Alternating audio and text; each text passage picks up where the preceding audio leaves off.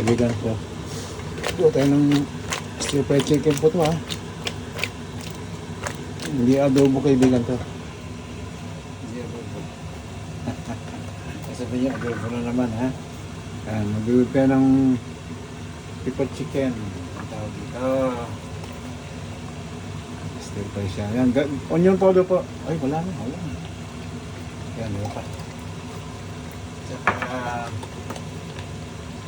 konting garlic pa po ha. Garlic powder kaibigan ha. Para malalasaan nyo talaga. Yan. May konting kumpalato kaibigan. Naghalo kang konting butter. Yan. Hindi ko na inahalo po kasi magdudurog na siya. Kaya ganyan paghalo ko. Kasi malambot na siya. Lapit na maluto to eh. Ayan. Nakita nyo kaibigan. Ganda na. Halo natin itong ano. Pinakakarot sa ano. Ayan. Ayan kaibigan. Oh, ayan. Diba? Diba? Ganda na siya. Oh, ayan. Oh, kaibigan na. Ayan. Babis na yan. Sarap ito kaibigan. Sarap.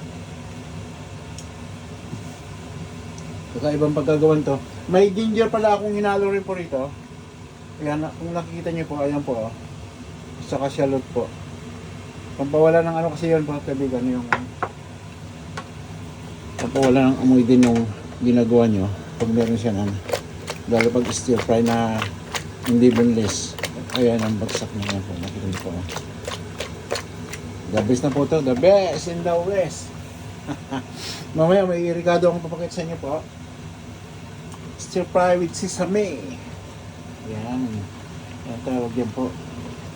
Sesame seeds. Ayan. Ayan. Masarap siya. Mabango. Sarap. Madali lutuin. Ganun lang kasimple po. Kunting ano po. Ayan. Tama na. Kakasulat gumana yung mga gusto.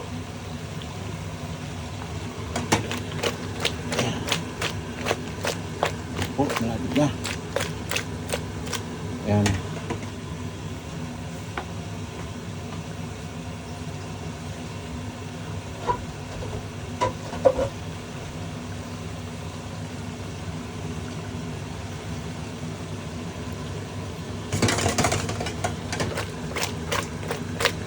Wala talagang sauce kaibigan to. Ang pinakasus lang niya, kunting-kunti lang.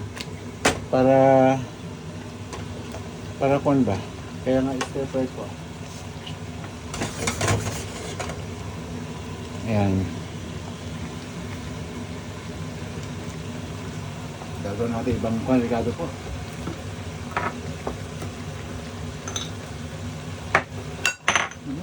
Ayan. Good na yan. Ano kaibigan? Ayan. Maraming salamat sa inyo lahat po ha. Kakain po tayo mamaya. Pakita ko sa inyo pagtapos na po.